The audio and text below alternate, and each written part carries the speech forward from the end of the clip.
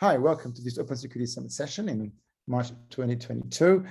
We now have Paul Howard, which is going to really talk about an interesting intersection that we sometimes don't usually hear about in our more web and cloud world these days, which is also the intersection with hardware security and how to really make that scale. So over to you, Paul.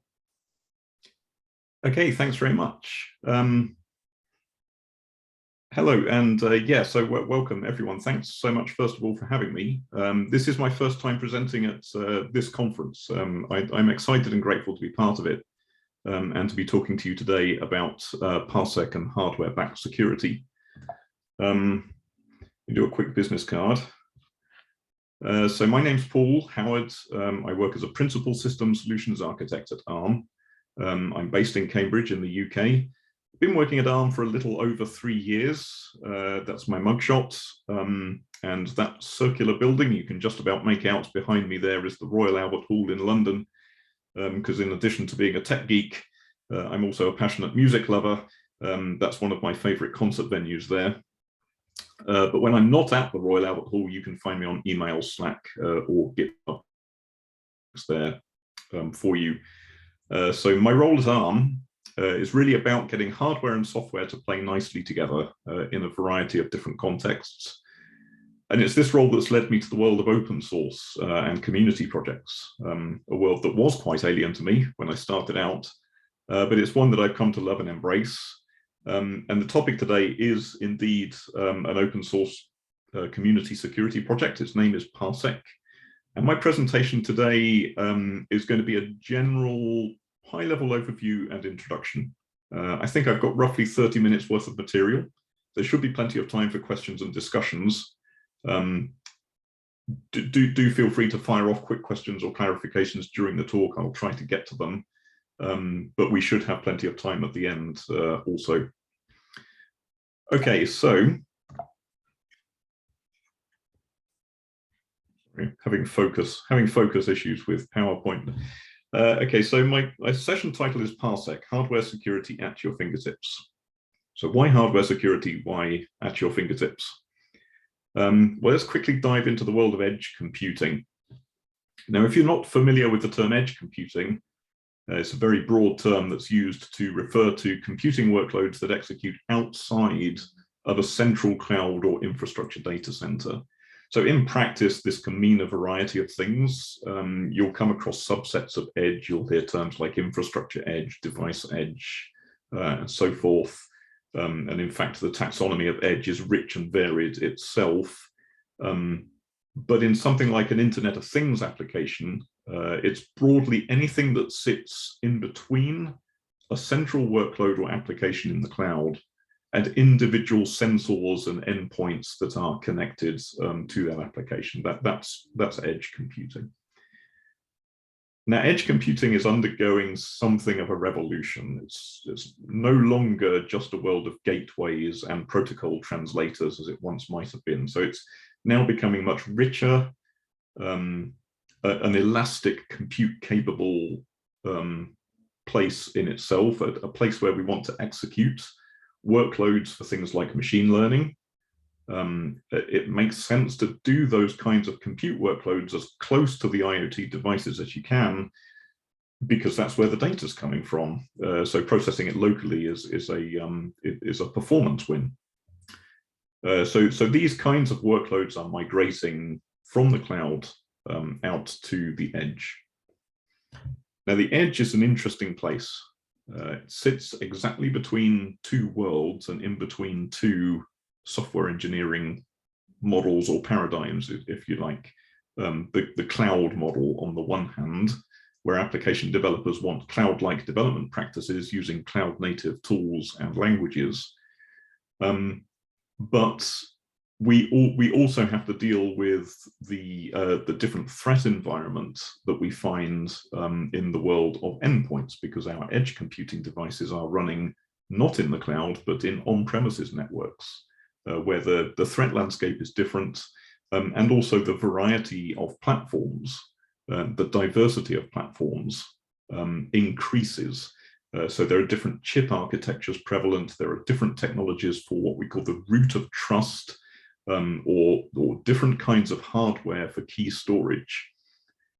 Now, we want a cloud native delivery style, because that's what we're used to as developers. We want to use orchestration. We want to use containers. We want deployment to the edge to feel and to behave like deployment in the cloud, because that's what we're used to. But we also want security profiles that are likely to demand hardware protection for things like private keys. So how are we going to do that? Let's take a look at why that's challenging. Okay, so first of all, what do these diverse edge computing platforms provide in terms of hardware security? So here are some options.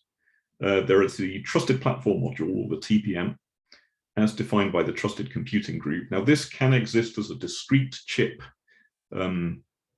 which makes up part of the platform's hardware anatomy. It can also be implemented in firmware. We can have, alternatively, hardware security modules, or HSMs, which have some sort of secure storage technology associated with them. They might be attached as a peripheral device, for instance. There can be other types of discrete hardware secure elements. And in the absence of discrete hardware, there can also be software or firmware devices that are running in an isolated, secure world, or in a trusted execution environment. So I'm from ARM, and ARM processors, for example, have the trust zone technology, which offers exactly that kind of isolation and does so natively within the CPU. So that's a place where secure services can reside in software. Okay, so we have a variety, and if we want to consume these various facilities, then we need a software stack or some kind of API for our applications to talk to. Now, the TPM software stack is also standardized by the Trusted Computing Group. The TPM 2.0 API can be used to access a TPM through what is known as the Trusted Software Stack, or TSS. Now, HSMs are typically consumed using a library that exports a popular interface called PKCS11. OpenSC, for example, which you can find in GitHub, that's a widely used example, but it's not the only one. There are many PKCS11 implementations in existence, and there are other vendor-specific APIs and software stacks as well. You have crypto-auth-lib, for example, which targets the microchip range of secure elements. And likewise, there are others to access other kinds of secure services. If you're not familiar with any of these APIs, if you want a rough feel for the kinds of things that they do, they are essentially doing things like key management and cryptographic operations with keys. So creating, for example, an RSA key pair or an elliptic curve key pair, and then performing a signing operation or an encryption operation using those keys. So all of these APIs offer these kinds of facilities, and sometimes other things besides. But the proliferation makes this difficult for applications, and the industry has looked once again to the PKCS11 standard to provide something that's portable. So it's actually common for PKCS11 bridges, or shims, to exist to those different APIs underneath. You can even access TPMs using a PKCS11 shim. There's an open source library for that. And there are many others that have sprung up over time. Now, applications can choose to code directly to a specific interface. So if an application wants to consume services from a TPM, for example, then if it only has to run on a platform where a TPM is available, then that's good as far as it goes. But for applications that don't want tight coupling to the TPM or to the platform hardware, then the best available alternative is PKCS11. And this means consuming a PKCS11 library or one of the many available bridges and shims. So this, if you like, is the status quo. But it's by no means an ideal situation once you examine the reality of what happens within this box. it remains a real challenge for developers and systems integrators. If you're using PKCS 11, then you need to source and configure the correct library or shim layer. And you have to cope with the fact that they actually don't all behave alike. Despite the fact that PKCS 11 is a standard, not everyone interprets that standard in exactly the same way. There are enough bits of wiggle room for interpretation, and there are lots of implementation quirks that come up in practice that you need to work around if you want your applications to be truly portable. And also both the PKCS 11 and the TPM APIs are quite complex. They're not the easiest things to consume.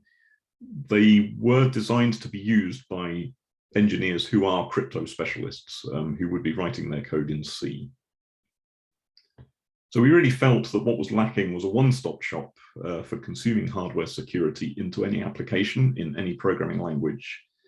So something that would be ever present on a system, supported by distros, and something that would be grown and nurtured by an expert community to offer a maximally portable and interoperable experience on any platform. So a way to essentially stop caring about the platform details, because it's only when you stop needing to care that you can be said to have a truly cloud-native experience. In the same way that you generally don't care about platform hardware details when you're running, for instance, containers in the cloud.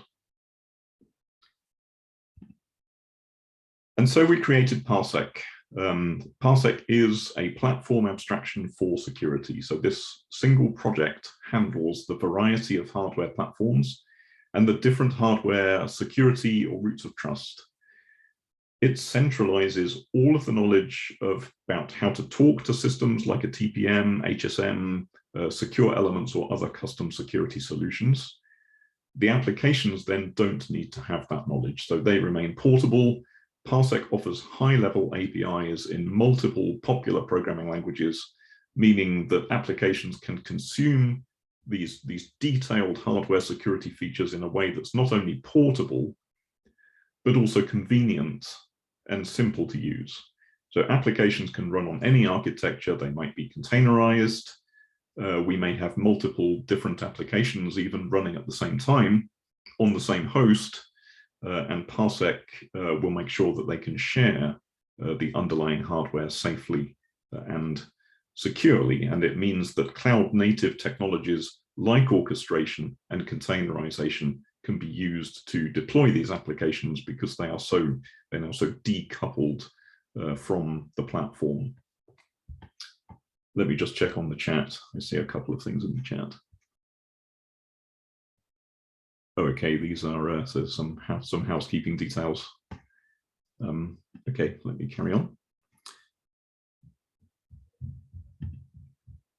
Okay, Parsec is a collaborative open source public project. So anyone can consume Parsec, anyone can contribute. It's all open sourced under the terms of Apache 2.0 licensing. Parsec began as an ARM and Docker collaboration because both organizations had seen this same problem in the industry and were looking for a common solution. We decided to work together. So we designed and co-founded the Parsec project together. And then later on, another organization called Mirantis acquired some of the Docker enterprise technology and so became design stakeholders in Parsec 2. And ever since then, we've been growing the collaboration space, as you can see here from the logo cloud, getting other project integrations happening and getting other organizations involved in contribution as well. And to further that interest, we've also donated the project to the Cloud Native Compute Foundation, the CNCF. So Parsec is a CNCF sandbox project today, which gives it a governance model and makes it more attractive, we hope, to potential integrators and contributors. And we do want to collaborate, so with more partners as well. So growing the ecosystem and the community is very much part of the mission.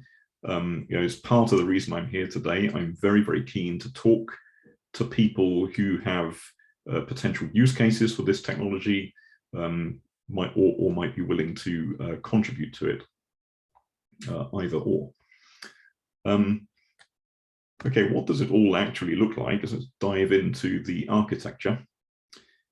Now, Parsec is essentially a host local architecture. So everything you see here, you can think of as running on an edge computing node of some kind, imaged with a rich OS like Linux, including whatever applications and services your deployment needs.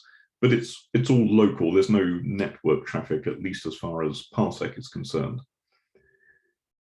But Parsec does run as a software service or a daemon, so it's running in user space.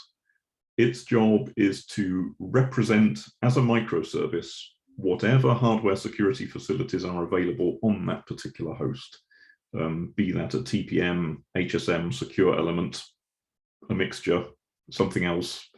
Parsec represents those facilities and then surfaces a completely portable and uniform API into applications. Now, the service itself is written in the Rust language. We felt Rust was the perfect language to implement Parsec. It gives us leanness and good performance characteristics, but it also gives us those vitally important safety, reliability, and security guarantees as well. That doesn't mean applications have to be written in Rust. Rust is used to implement the daemon, the service. You can write your application in Rust, but more generally speaking, applications consume Parsec security services through a client library in the programming language of their choice. So Parsec is not specifically a Rust API nor specifically a C API. Internally, it actually uses protobuf contracts and a wire protocol, an inter-process communications layer, so that it can be skinned into any programming language. And we want to do that in a way that's ergonomic and sensible for developers in that language. And I'll talk a little bit more about that on the next slide. But just to cover off the architecture here, this picture, the Parsec service itself has a front-end listener module. This is the thing that's actually receiving API requests from applications.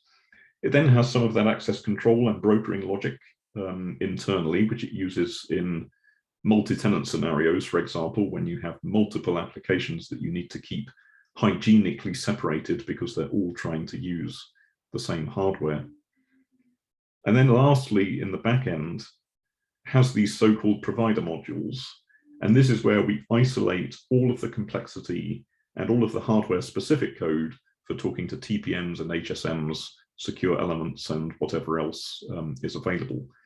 So it becomes a totally fluent and portable experience for developers on the application side in whatever programming language they want to use.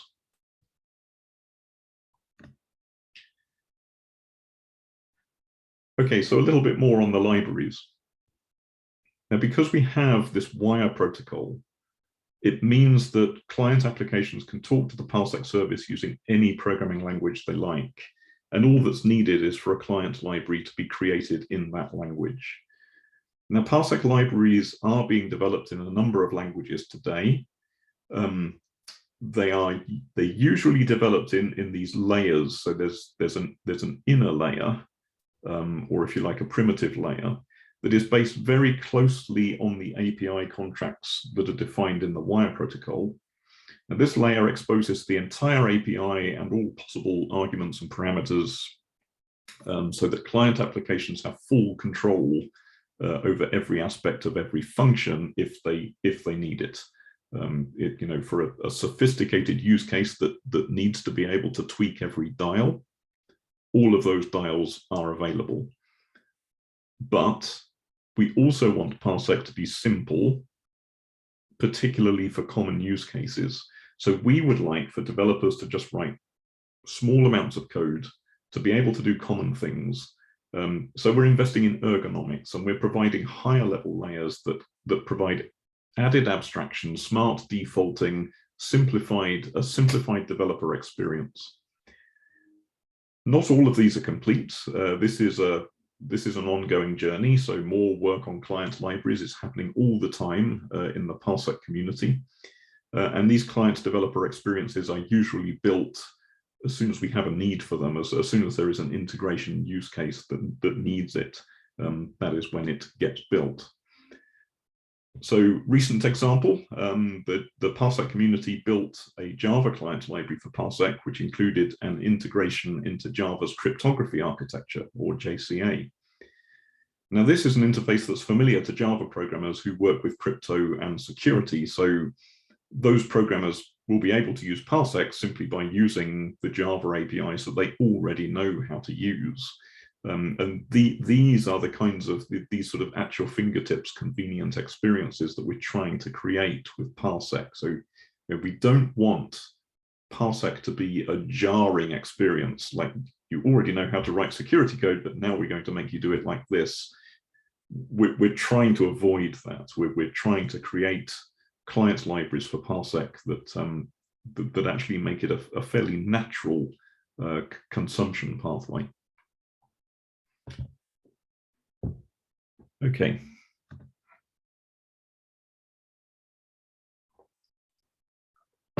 So that completes the picture of Parsec in terms of how it takes an abstract API and surfaces it in programming languages to create a developer experience. But Parsec's doing more than that. Because Parsec is designed as a service and not just as a library, it can take a more active role in how to access the hardware security and how that's managed on a system. So it can act as a broker. It can have some awareness of the context in which various client applications are using it. A shorthand here is to imagine we have two distinct workloads or applications co-resident on a compute device that's using Parsec. Let's just call them A and B for the sake of argument. Now, what we don't want is for application A to come along and create a secure resource like a private key, and then for application B to come along and then start either trying to use that key or perhaps accidentally deleting it or something similarly horrible. We want isolation. We want namespacing for keys. And we want some reliable partitioning of the key store. Now, the Parsec service can implement this, but it needs some basis on which to do so. It needs each of the client applications to be assigned some sort of reliable identity, not just reliable and stable over time, but also verifiable so that it can't simply be spoofed by a client that's pretending to be another client. This is where things get tricky.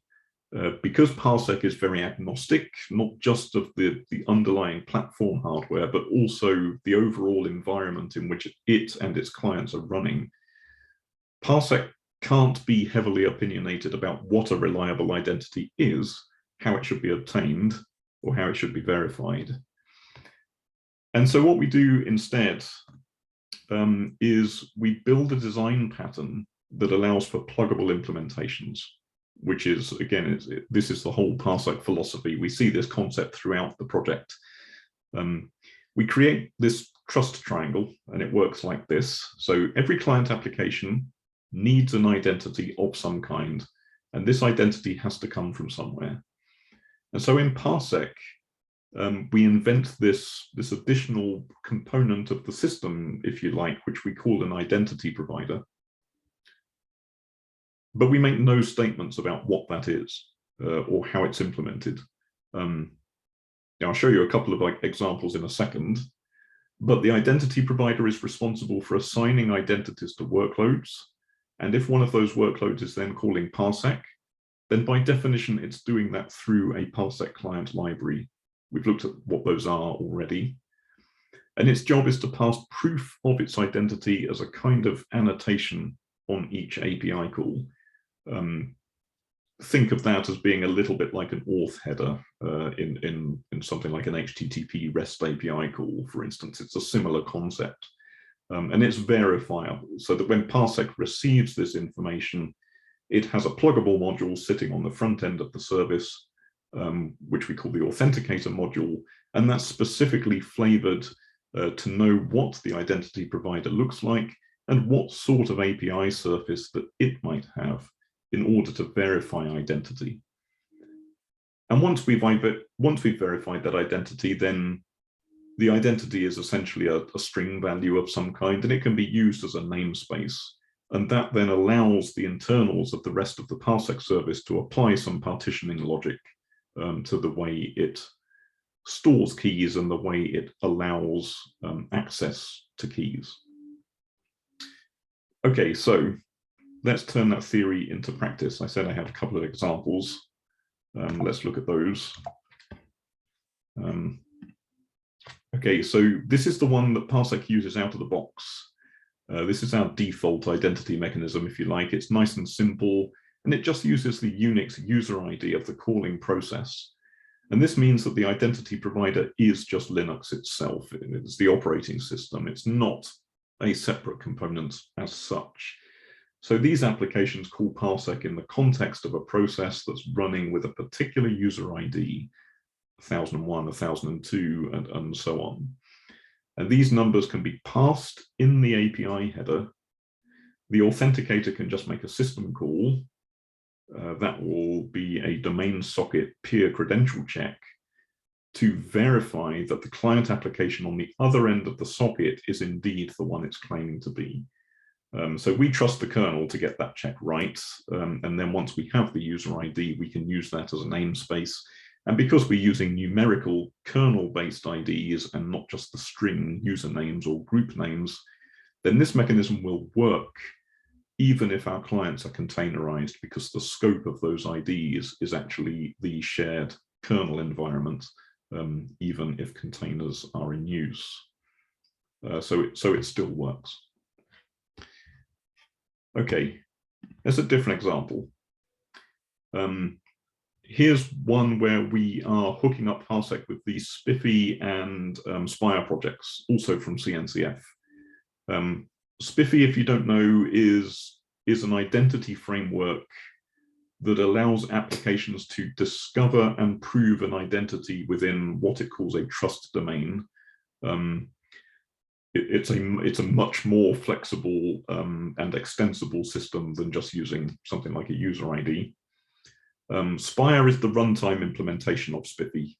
Spiffy, if you like, is the specification. Spire is the runtime implementation. So in this case, the identity provider really is a separate component. It's a Spire service.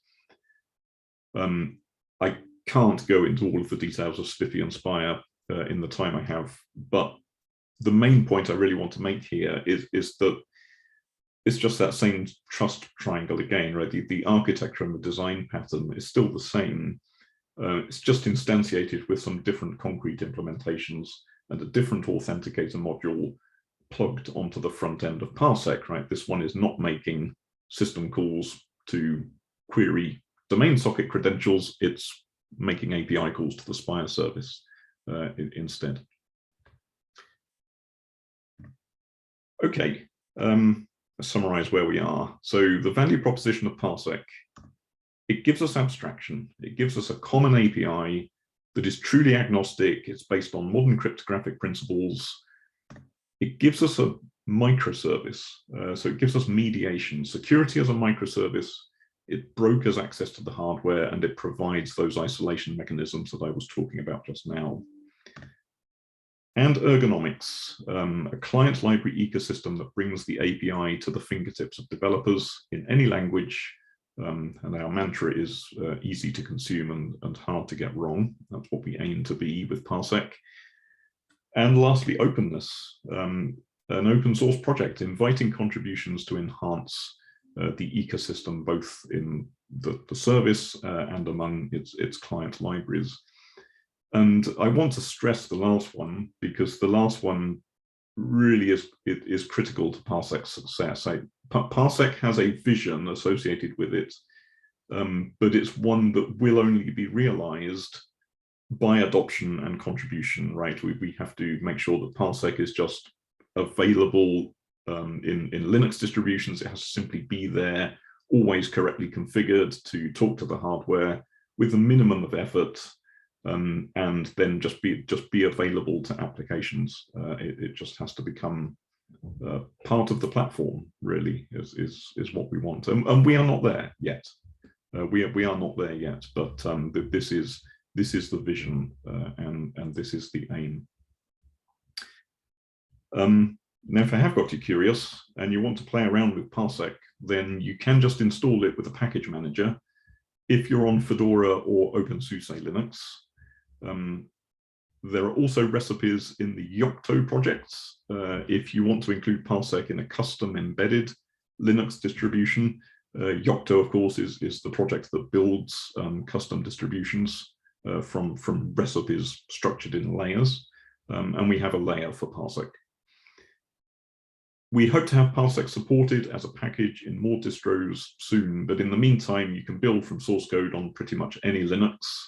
And there is a link there on the slides to a tutorial which does it all from scratch using a Raspberry Pi as the demo platform.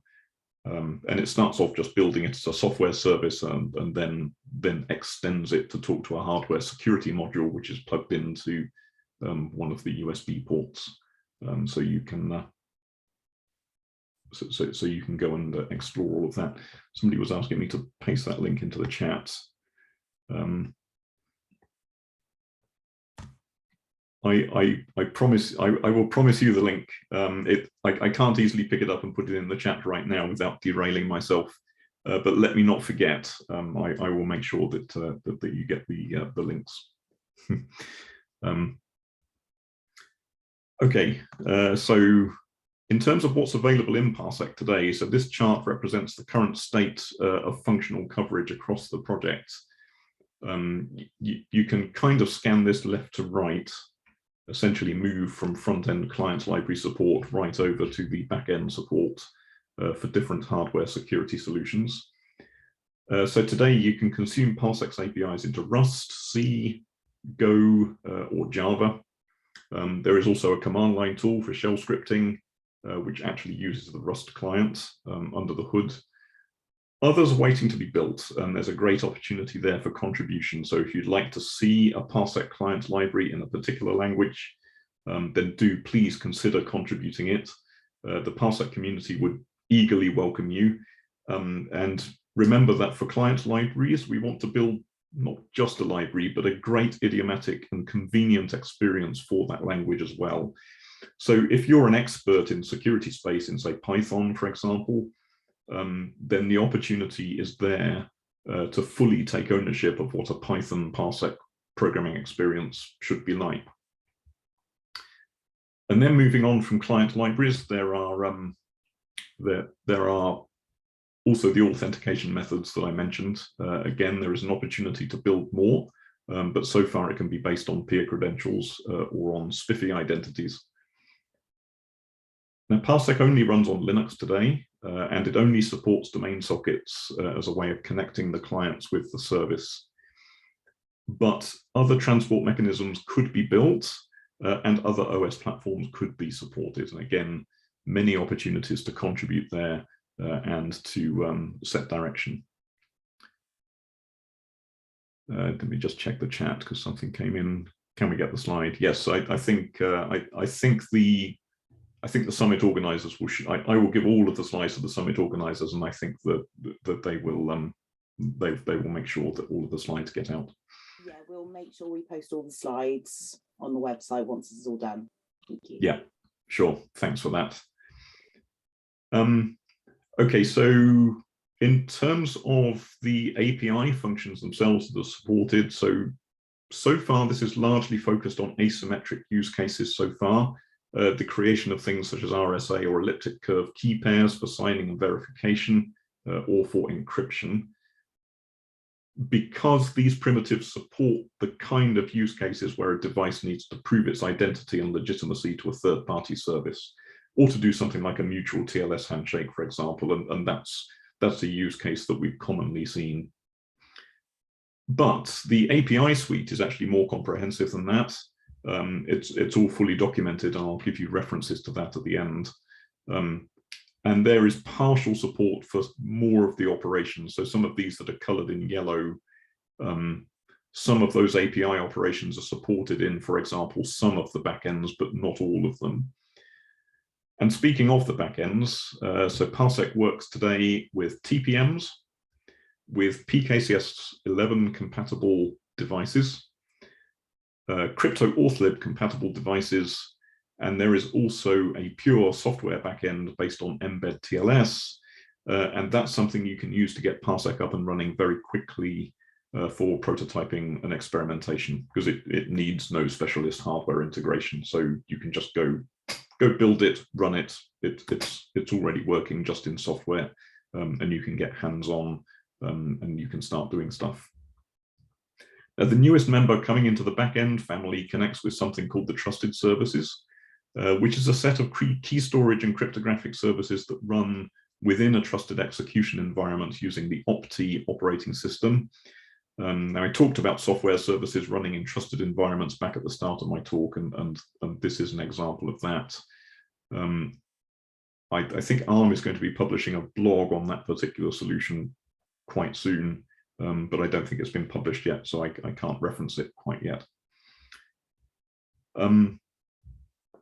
Okay, let's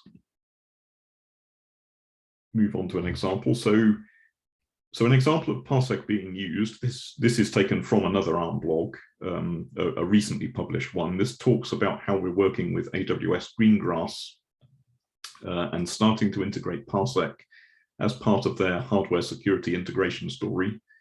Now, AWS Greengrass, if you don't know it, that is a technology that supports this concept of migration of workload from the cloud to the edge, which is the very thing I started out talking about at the top of my presentation. And so it's one of the things that has to deal with this diversity of platforms and hardware. And we're starting now to enable Parsec to implement that bridge to the secure hardware as well. And we've been working within the community to create that Java front end into Parsec so that it clips neatly into the Greengrass management stack, which is also all Java based. Okay, now depending on how I'm doing for time, there might be time for me to run this very quick demo. Yeah, you're good. No worries. This is so this won't take very long. So this is an example of Parsec being driven from its command line tool. And it's just an example of the convenient and minimal typing experience that Parsec provides. So it does a lot of defaulting. It sort of does the most popular thing by default. So if you're creating an RSA key, as we're doing here, for example, that's going to create a 2048-bit RSA encryption key by default. There is a list keys command there, which shows that we've just created that key inside of Parsec. And we would run all of these same commands regardless of how Parsec was connected to hardware in the back end. We can export the public key here. So the public key, again, by default, the most convenient format is it gives us a PEM format. We can go and pick that up. We can copy that onto our clipboard and take it across. This is just a web application that can do RSA encryption and decryption. This is not part of Parsec. This is just a third-party web application, just demonstrating the flow for RSA encryption here. So I've pasted in the public key, typed a clear text message. We get the ciphertext output from that, which we can just copy to the clipboard. And then, having done so, come back to Parsec and run our decrypt command, which will go and access the private key. And the private key, of course, is completely private. We don't get to see it because it's locked inside the hardware, and Parsec can access it, but it otherwise does not have to be exported into memory or stored on disk or anything horrible like that. So there we go. That's the round trip, simple round trip of RSA encryption decryption using a key pair managed in Parsec. You can see that example and ones like it in the Raspberry Pi tutorial that I mentioned. This demo is actually taken from there. But in that tutorial, we also go around the loop again, and we plug a hardware security module into one of the USB ports, and we reconfigure Parsec, and we do the whole thing again with hardware security added as well. Okay, I'm going to finish and sort of open up the floor. I will finish with these links. So learn more or get involved. All of the code's on GitHub. If you're wondering about parallax second, it's just because there's more than one repo in GitHub, and we wanted to gather them all together in an organization, and the name Parsec was already taken, so we called it parallax second instead. For those of you who know your astronomy, you'll understand. We have quite a lot of documentation, so all of the API contracts are documented. The internals of the Parsec service are documented. Things around development processes and contribution guidelines, for example, you can find them all there in the Parsec book. Do join us on the Slack.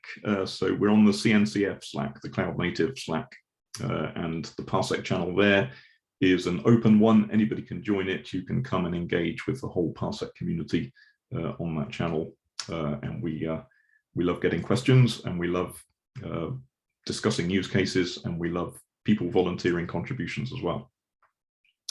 There is a website also, parsec.community is the website from where you can get to all of those other resources. You can also learn about our weekly Zoom calls. They happen on Tuesdays in the afternoon in the UK time, and details for that are all available through the website and through GitHub. And I think at that point I will stop, and I will open up the floor for anybody who has questions. And thanks for listening, by the way.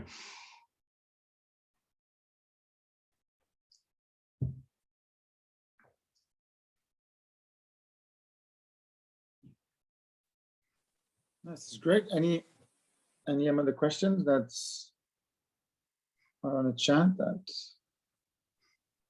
you kept an eye on it, right? Yes, I was watching the chat. I saw so people were interested in links and slides, and I will follow up with those. I don't think I saw any. I don't think I saw any questions emerging. Well, no, I just checked. The one I also found out that is really interesting is that AWS one.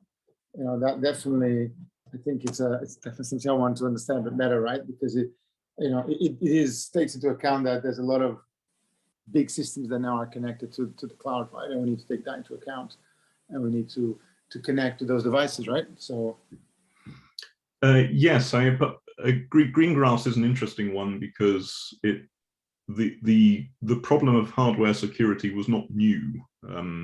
They in a sense had already used some existing interfaces like PKCS11, which I mentioned earlier in the presentation, as being something of a ubiquitous solution in the industry. Right, there are lots of PKCS11 libraries out there, but you've got to find the right one, and you've got to hope that it implements the standard well enough.